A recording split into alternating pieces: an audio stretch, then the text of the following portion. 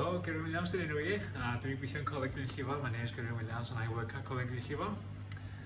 Wedyn yn Glyn Llifon, da ni'n gwneud lot o gyrsiau gwahanol i wneud efo diwydiannau'r tir, a wedyn dwi'n meddwl bod chi efo diddordeb mewn edrych ar ôl Anifeiliad. So da ni'n gwneud cwrs lefel 2 BTEC Gofal Anifeiliad.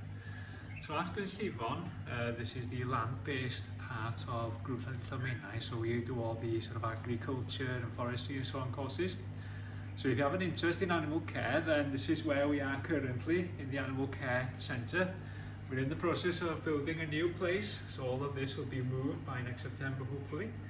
Okay, so da ni wrth i adeiladu'r lle newydd I symud yr offer anifeiliad yma I gyd I fyny i'r lle newydd. So ydych chi'n gweld lot o anifeiliad gwahanol, so mae chydig bach o rai weld y fama. Mae lot o wahanol fatha, so hyn ydy'r anifeiliad anwes sydd gyda ni. Gyda ni hefyd pysgod, a mae gyda ni anifeiliad exotic hefyd, fatha nadrodd ac yn y blaen. So mae yna ystod eang o gwahanol fathau I gael yma. So we have all sorts of different animals, so these are sort of examples of kind of like the sort of more pet type animals that we have.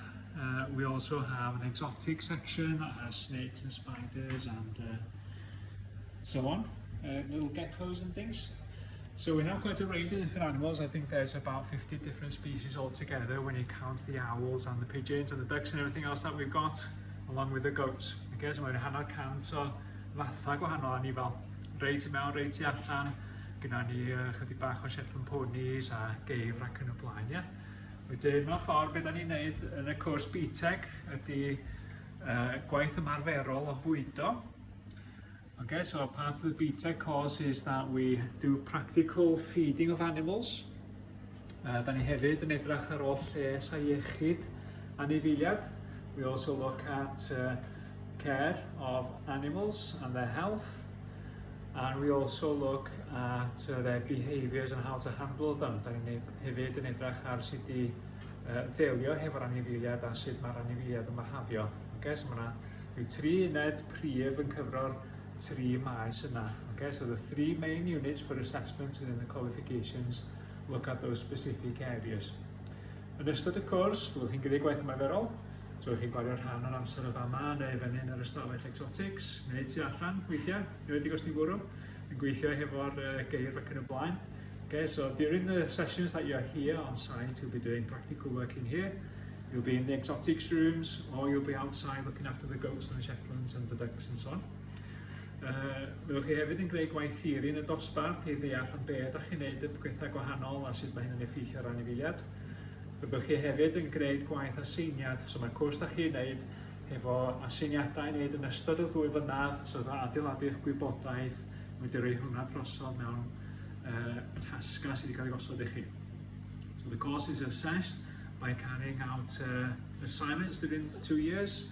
You'll build up your knowledge, your understanding and your practical experiences, and then by the end of the 2 years you'll have done all the assessments and you will end up with the equivalent of 2 GCSEs at distinction, merit or pass grade depending how well you've done. Ar diwedd y 2 flynadd fyddwch chi'n cael cymwyster gyfatebol at 2 tygau, dim yn cael anrhydedd neu clod neu llwyddiant dibynnu sydd ydych chi'n di wneud, faint o waith ydych chi'n dod mewn iddo fo. Ar ddiwedd y cwrs, mae posib chi symud ymlaen I weithio yn y maes, neu hefyd mae posib I chi symud ymlaen I wneud cwrs llawn amser hefyd. Okay, so at the end of the course, you can move into work into sort of animal care industries, or you can sort of progress on to do practical based courses at the college that specialise in animal care. Okay, so hwnna di sort of blaslun o'r cwrs sydd gyda ni fama. Fel da ni'n symud ymlaen I beth am datblygiad newydd, fel da ni'n dweud, hefo canolfan newydd yn cael ei greu. Bydd yr adeilad yma wedi mynd a bydd chi'n gychwyn hefo ni, ond bydd bob peth wedi cael ei symud I fyny'n saff. Okay, so as we go along into the summer, this building will become redundant. All the animals that are currently living in here will sort of move up to the new centre, and then when you start in September, you'll be starting off in a brand new facility, and all these guys will have moved up to the top there. Okay, so eisiau mwy o wybodaeth, gysylltwch efo'ch tutor cwrs. If you want more information, then please contact your tutor, and they will get in touch with us to get you more information.